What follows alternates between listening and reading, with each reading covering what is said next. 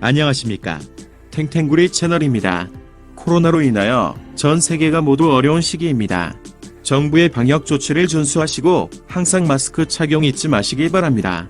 2022년 2월 7일 오늘의 브리핑 시작하겠습니다.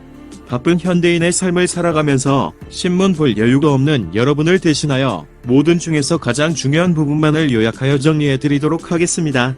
하루 5분 정도만 투자하시게 되면 가성비 높은 국내외 뉴스를 접하실 수 있겠습니다.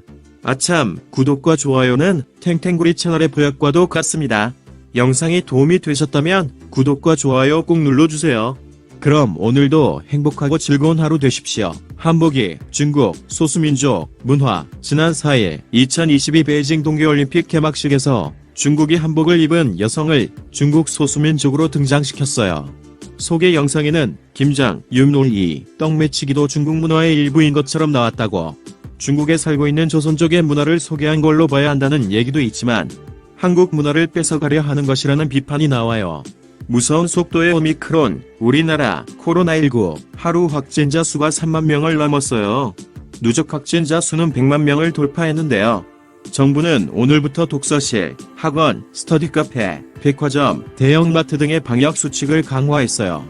사적으로는 6명까지만 모일 수 있고 식당, 카페 등은 밤 9시까지만 문을 여는 지금의 사회적 거리두기도 2주 연장하기로 했고요. 여성들도 다시 대학오세요. 지난 여름 여성을 억압하기로 유명한 탈레반의 손에 들어간 아프가니스탄 이후 아프간 여성들은 대학에 다닐 수 없게 되었는데요. 지난 3일부터 아프간의 공립대학교들이 여성들에게 다시 학교에 와도 좋다고 했어요. 하지만 남성들과 따로 떨어져 수업을 들어야 할 것 같다고. ISIS 리더 사망. 지난 2일 미군 작전으로 극단주의 무장단체 이슬람국가 리더 알쿠라이시가 사망했어요. 이 과정에서 민간인도 여러 명 희생됐고요.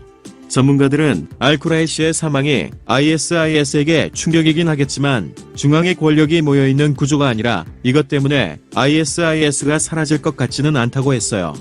곽상도 전 의원 구속. 대장동 개발 사업 당시 뇌물을 받은 의혹이 있는 50억 클럽 중 한 명인 곽상도 전 의원이 구속됐어요. 대장동 사업을 주도한 사람들은 이미 재판을 받고 있었지만 뇌물을 받았다고 의심되는 사람들 중에서는 처음으로 구속된 건데요. 돈을 받았다는 의심되는 다른 사람들에 대한 수사는 아직 지지부진한 상황이라고. 역대급 폭락한 메타로 이름을 바꾼 페이스북의 주가가 지난 3일 30% 가까이 떨어졌어요. 시가총액은 하루 만에 300조 원이나 사라졌는데 미국 증시 역사상 가장 큰 규모라고. 전날 발표한 작년 4분기 실적이 사람들의 기대에 크게 못 미친 데다 앞으로도 안 좋을 거라는 예상 때문인데요. 하루에 페이스북을 쓰는 사람 숫자도 처음으로 줄었어요. 이상으로 2022년 2월 7일 오늘의 브리핑 마치겠는데요. 도움이 되셨으면 좋겠습니다. 탱탱구리 채널 끝까지 시청해주셔서 감사합니다. 내일 다시 뵙겠습니다.